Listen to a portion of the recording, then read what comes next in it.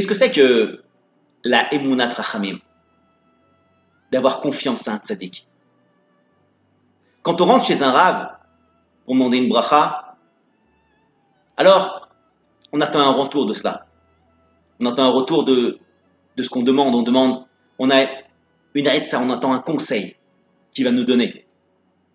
Des fois, ce conseil, il n'est pas comme on aurait voulu qu'il soit. Mais des fois, il est comme ce qu'on attend. Que ce soit bien ou que ce soit pas bien, que ça nous déplaise ou pas, pour que ça marche, les Chachamim nous expliquent qu'il faut un bet kiboul. Il faut un réceptacle pour recevoir la bracha. Et que ce qu'il va nous dire, je vais le faire les yeux fermés. Je ne vais pas douter une seule seconde de ce qu'il me dit. Et quelqu'un qui fait ça, alors, ce qu'il va lui dire le tzaddik, ça marchera. Dans tous les cas. Pourquoi? Parce qu'il a un bet kiboul. Il a quelque chose pour recevoir la bracha. Et ce qu'il va lui dire, il le fera les yeux fermés. Les Chachamim nous expliquent et nous disent que chaque béné Israël, ils sont arevim zelazé. Un, il dépend de l'autre. Quand quelqu'un il fait une mitzvah ici, il écoute un shiur Torah, il étudie la Torah, il fait une mitzvah de tzedaka, ou il met les tfilin, ou les femmes qui portent le kisouï, elles se travaillent, elles font leur tfilot. Alors dans une autre ville, dans un autre pays, ça va engendrer que telle personne ou telle personne ne soit pas malade. Ou chas v'shalom, qu'elle ne perde pas la vie. Par contre, si elle fait l'inverse, la personne, elle fait une avéra, aussi petite qu'elle soit, alors dans une autre ville, ou même dans la même ville, ça va engendrer que quoi? Que la personne, elle peut même perdre la vie. Chaque béné Israël, il est arrivé, il est garant l'un de l'autre. On apprend la paracha dans Toldot. Là-bas, c'est marqué que Avraham Avinu, Akadosh Baruch Hu lui a enlevé 5 ans de sa vie. Il devait vivre comme Yitzhak, jusqu'à 180. Il est mort à 175 ans. Pourquoi? Tout simplement parce que son petit-fils, Esav, est parti faire des bêtises. Il est allé tuer, il est allé boire, il a mal tourné. Akadosh Baruch Hu a fait une promesse à Avraham Avinu. Il lui avait dit, tu mourras, et Sevatova, dans une bonne mort. Tu n'auras pas honte, tu seras bien, tu vas avoir ta famille. Akadosh Baruch Hu n'a pas voulu que Avraham voit ça. Alors qu'est-ce qu'il a fait? Il lui a enlevé 5 ans de sa vie, parce que son petit-fils lui-même, il a mal tourné. De là, on apprend que quoi? Que chaque béné Israël, il est garant l'un de l'autre. Il dépend de l'un de l'autre. Quand quelqu'un fait une mitzvah, alors ça entraîne qu'une autre personne peut vivre, ne soit pas malade.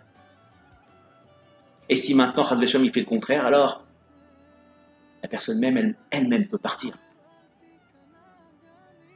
De voir un tzaddik, d'être ma'amin en un tzaddik, d'avoir ce bet kiboul là, ce réceptacle pour accueillir la bracha, c'est énorme. De faire ce que nous dit de faire un tzaddik les yeux fermés. Quand je rentre dans le bureau d'un tzaddik, quand je vais prendre une bracha d'un tzaddik, il faut être sûr que ce qu'il va me dire, je vais l'accepter. Même si ça me déplaît. Un jour, il y a eu une histoire qui s'est passée. Il y a très longtemps. Une personne qui voulait marier sa fille. Et malheureusement, il n'avait pas beaucoup d'argent. Il ne savait pas comment faire. Alors il a été voir un rave. C'était bien longtemps. Il lui a dit, Vodara, voilà, j'aimerais avoir une bracha. Une bracha pour marier ma fille. Il fait, mais tu as de l'argent pour marier ta fille, il faut marier ta fille. Tu as raison, il faut la marier, il ne faut pas attendre. Alors il lui dit, j'ai qu'un rouble. C'était la monnaie qui était avant. Il lui dit, le rave lui répond, il lui dit, mais combien il faut pour marier une fille? Il lui fait, il faut 1000 roubles. Alors, le rave le regarde, réfléchit, et lui dit, tu dois marier ta fille. Alors écoute-moi.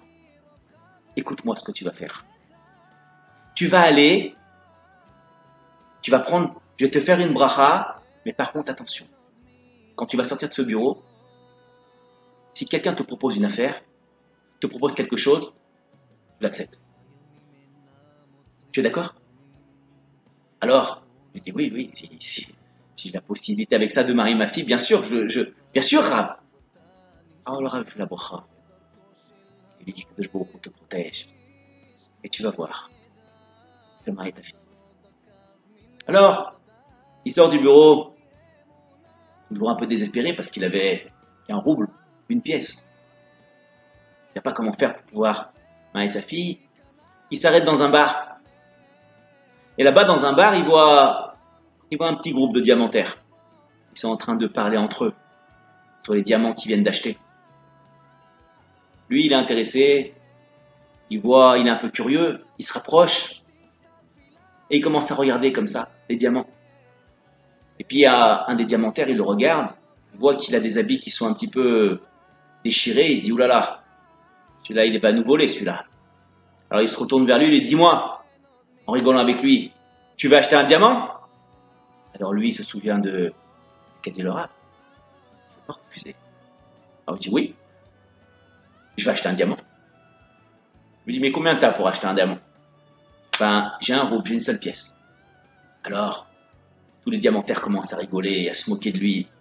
Il dit mais tu sais combien ça coûte un diamant? Avec une pièce tu vas acheter un diamant? Et il commence à se moquer de lui, à rigoler sur lui. Mais tu peux rien acheter avec une seule pièce. Tu peux rien faire. Et les diamantaires commencent à se moquer de lui, à rigoler. Il y a un des diamantaires qui dit on rigole encore plus parce qu'il nous a bien fait rire. Il lui dit moi j'ai quelque chose à te vendre.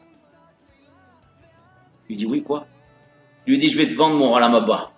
Ça te va? Pour la pièce que tu as. T'es prêt à acheter? Il lui dit oui.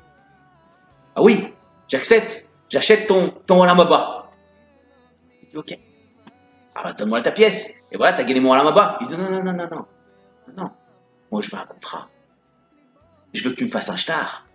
Je veux des témoins.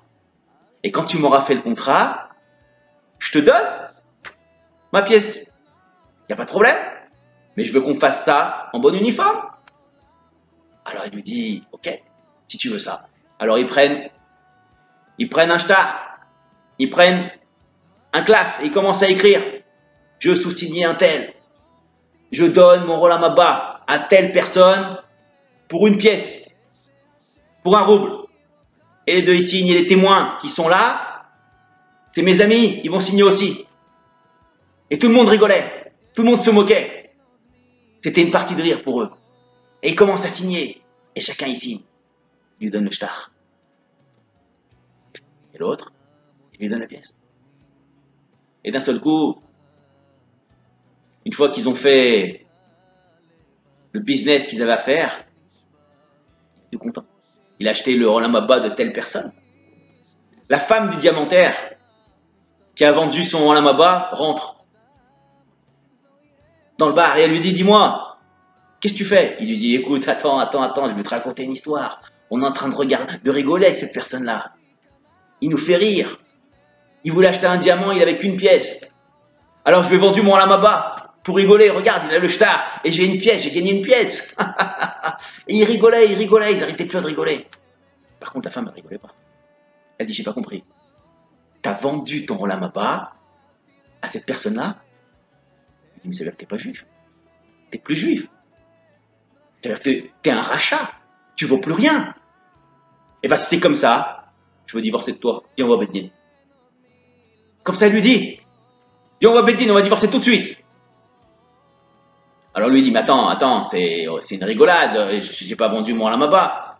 Alors lui il arrive et il dit, oui, si, regardez. Il y a le shtar. C'est signé de sa main. Alors elle dit, s'il a le shtar, donc tu as signé. Donc, tu n'es plus juif. Donc en fait, tu es qu'un rachat. On ne me marie pas avec un rachat. Avec un non-juif comme toi, même pas. Je veux que tu me divorces tout de suite. On va au Beddin, tu me divorces. Alors, le diamantaire, il commence à se dire, écoute, ça commence à être sérieux. Il dit, écoute, tiens, voilà ta pièce, redonne-moi le shtar. Il dit, non. Bon, je te donne pas le shtar. Ça y est, t'as vendu. Il dit, je t'achète pour 150 pièces. Non. Il dit, bah alors combien tu vends? Il dit, moi je vends. Je vends à 1000 pièces.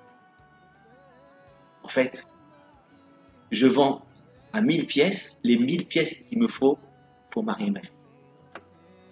Elle dit, mais ça va pas la tête. Moi, je vais t'acheter un shtar du Olamaba pour 1000 pièces. Non, mais ça va pas. Sa femme de l'autre côté lui dit, si t'achètes pas, je fais divorce. Il se retrouve à ne plus savoir quoi faire. Alors il sort 1000 pièces et il lui donne. Il reprend son shtar. Il le met dans la poche. Il dit, voilà, ça y est, tu me divorces pas maintenant? Voilà, j'ai racheté mon Olamaba. Alors, la femme est toute contente. Elle se retourne vers ce pauvre monsieur et lui dit, dites-moi monsieur, qui vous a dit de faire comme ça? Qui vous a dit de faire ça? Pourquoi vous avez fait ça? De vendre 1000 pièces, votre Olamaba, de le racheter. Il lui dit, c'est pas compliqué. En fait, je devais marier ma fille. Et ma fille, il me fallait 1000 pièces pour pouvoir marier ma fille. Et maintenant, j'ai été voir un rave. Et ce rave-là, qu'est-ce qu'il m'a dit? Il m'a dit, écoute, mon fils, tu veux marier ta fille? Quelqu'un qui va te proposer la première affaire, tu l'acceptes.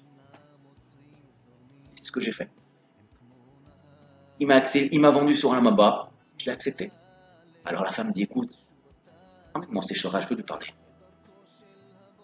Alors, il l'emmène, c'est ce rave. Elle rentre, la femme, elle lui dit, Rave, là, j'ai une seule question. Est-ce que, maintenant que mon mari a racheté le Olamaba, son Olamaba, il vaut quelque chose? Il lui dit, écoute bien ma fille. Écoute bien ce que je vais te dire. Avant le Olamaba de ton mari, il valait rien du tout. La preuve, il l'a vendu pour une pièce.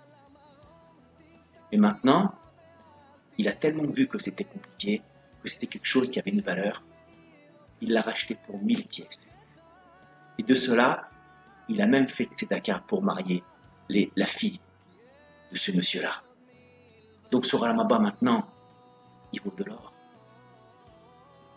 La Emunat Rachamim, mes amis, quand un gadol, un tzaddik, vous fait une bracha, quand on a le bet kiboul, on a le récital pour accueillir la bracha, alors on comprend que ce qu'il nous a dit, c'est Béhémet.